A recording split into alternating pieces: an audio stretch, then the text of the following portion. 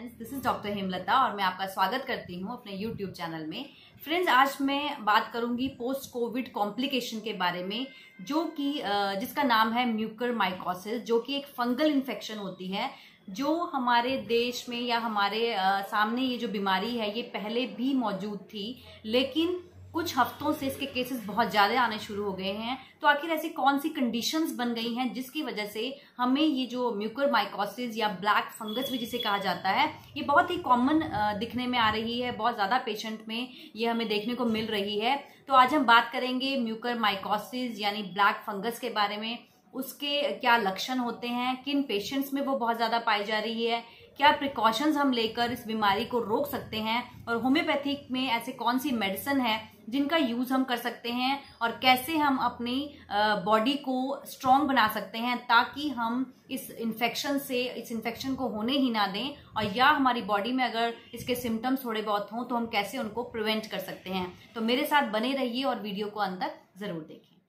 जी हाँ friend, mucormycosis एक black fungus disease है जो कि कोविड रिकवर जो पेशेंट हैं, जो पोस्ट कोविड केसेस में बहुत ज़्यादा दिखाई दे रही है, स्पेशली उन लोगों में जिनको डायबिटीज़ है या जिनका बहुत ज़्यादा, जिन्होंने स्टेरॉयड का बहुत ज़्यादा जिनमें यूज़ किया गया है, उन लोगों में ये जो म्यूकरमाइकोसिस की प्रॉब्लम है ये बहुत ज़्यादा दिखाई दे रही है। म्यूकरमाइकोसिस एक फंगल इन्फेक्शन होती है जो कि बहुत ही ज़्यादा इन्फेक्शियस होती है, जो बहुत ही ज़्यादा हार्मफुल है और जो कि पेशेंट को इवन डेथ बेड तक लेकर जा सकती है। तो ये जो फंगल इन्फेक्शन होती है ये आमतौर पर पहले भी देखी जाती थी ये बीमारी, लेकिन आजकल जो कोविड की ये सेकेंड वाली वेव है ये इतनी ज़्यादा खतरनाक है, इतनी ज़्यादा स्ट्रांग है कि इसने बहुत ज़्यादा लोगों को अपने चपेट में ले लिया है, जिसकी वजह से जो पेशेंट है वो कोविड की वजह से बहुत ज़्यादा वीक हो जाता है, उसकी इम्यूनिटी बहुत ज़्यादा वीक हो जाती है। ऊपर से कुछ ऐसी मेडिसिन जो हैं वो पेशेंट को दी जाती हैं, या पेशेंट कुछ खुद अपने आप से ऐसी मेडिसिन ले लेते हैं जिनकी वजह से भी उनकी जो इम्यूनिटी है बहुत ज़्यादा वीक हो जाती है।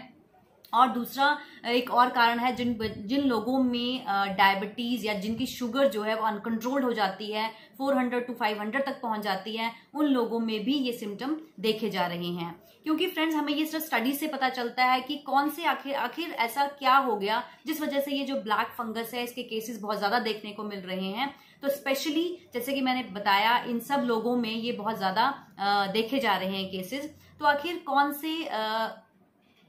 बॉडी के कौन से पार्ट्स को ये इफेक्ट करता है फंगस जो है, तो जैसे ही ये फंगस जो है नाक के थ्रू हमारी बॉडी में जाता है तो ये नाक से लेकर पैरानेजल जो साइनसेस होते हैं उनको अफेक्ट करता है, फिर धीरे धीरे ये आंख, और फिर अगर ये ब्रेन तक चला जाता है तो पेशेंट को संभालना, पेशेंट को बचाना काफ़ी मुश्किल हो जाता है। लेकिन अगर हम इसकी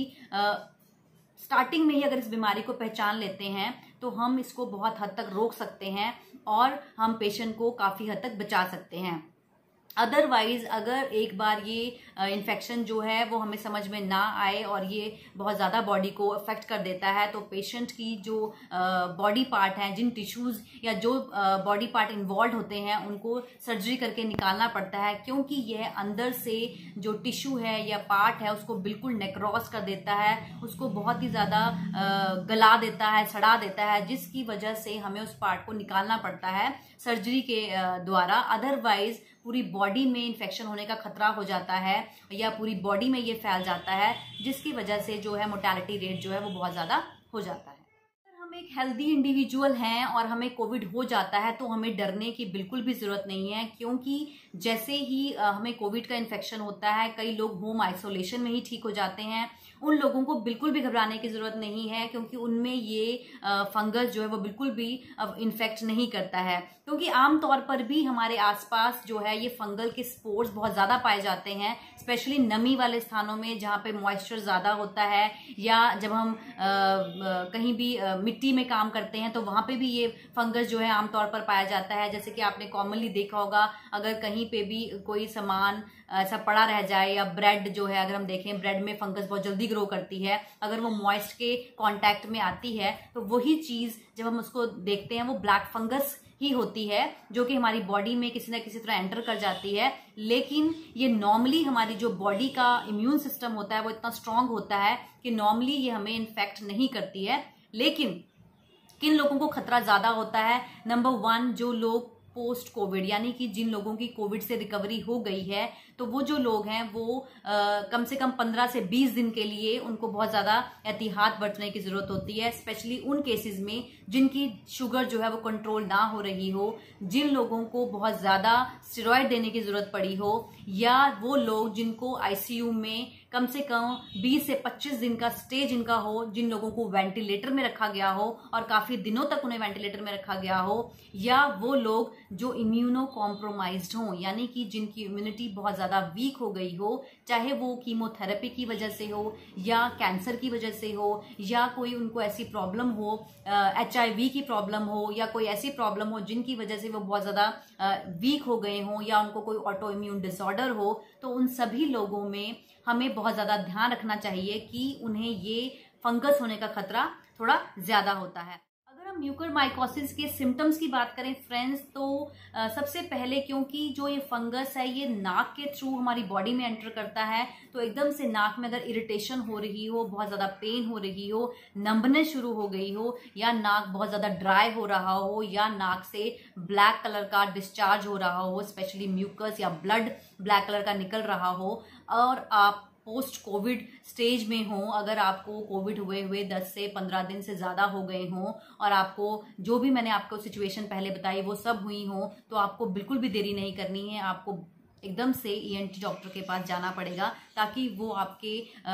नेजल स्वॉब से या टेस्ट करवाकर देख सकें कि आपको कहीं फंगल ने इन्फेक्ट तो नहीं कर लिया। अगर इसके अलावा पैरानेजल साइनसिस, जो आपके नाक के आसपास का जो एरिया है, उसमें भी आपको स्वेलिंग हो सकती है, स्पेशली वन साइडेड स्वेलिंग देखने में आ रही है। जो भी केसेस ऐसे म्यूकरमाइकोसिस के आए हैं उनमें ये देखा जा रहा है कि एक वन साइडेड स्वेलिंग हो जाती है साइनसिस में, नाक में,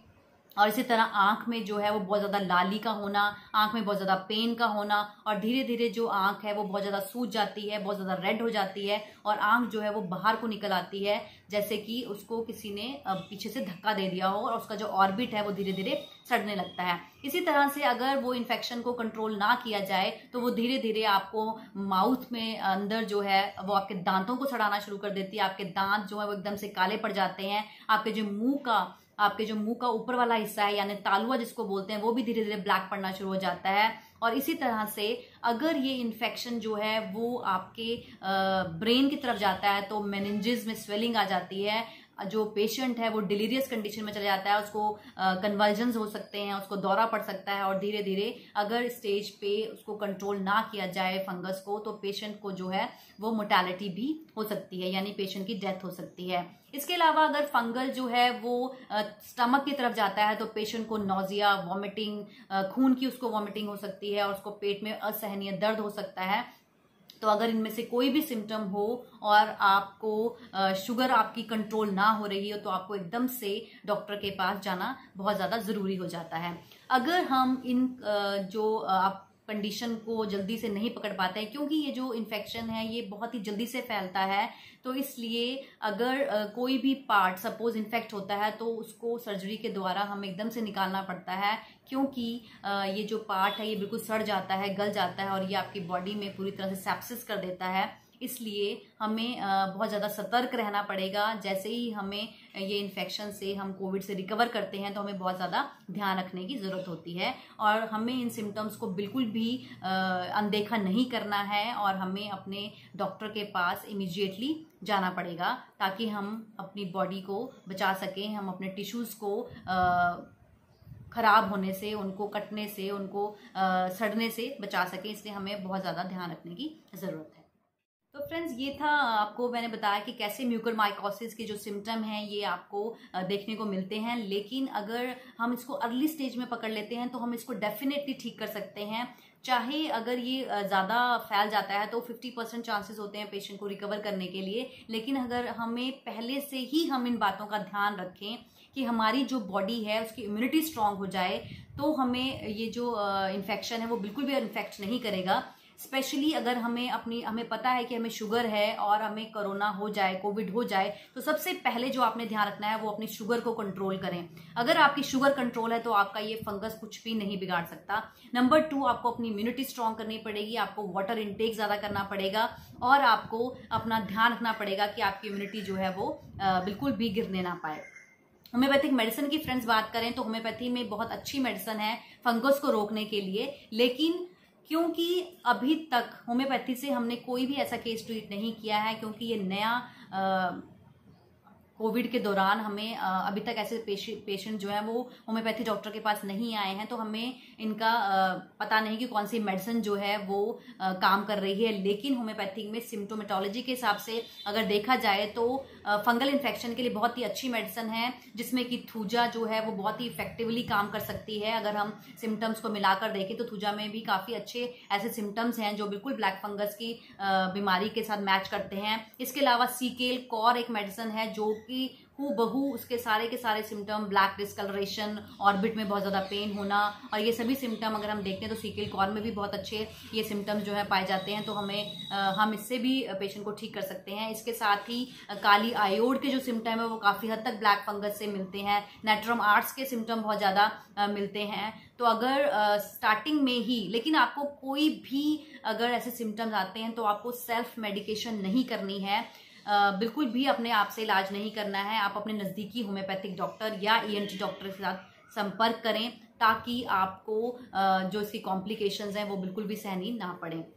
लेकिन हम ये कर सकते हैं कि हम अपनी इम्यूनिटी को स्ट्रॉन्ग कर लें ताकि हम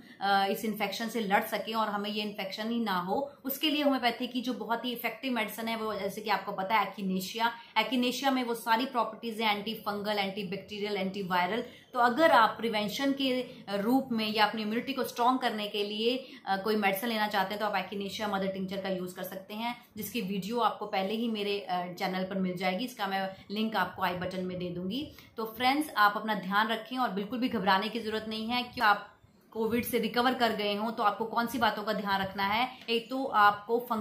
जहां पे भी फंगल के चांसेस हैं, जहां पे फंगस ग्रो होती है वहां पे नहीं जाना है। आपको मॉइस्चर वाले इलाकों में, जहां पे सीलन हो, जहां पे कंस्ट्रक्शन हो रही हो घर की, वहां पर आपको नहीं जाना है। जहां पे बहुत ज्यादा आपके अगर आसपास बहुत ज्यादा पेड़ पौधे हों या आप गमले हैं या जहां पे आपको मिट्टी का काम आपको अभी बिल्कुल भी नहीं करना है, कम से कम 1 से 2 मंथ के लिए। अगर आपको कोई भी ऐसी कॉम्प्लिकेशन है या आपका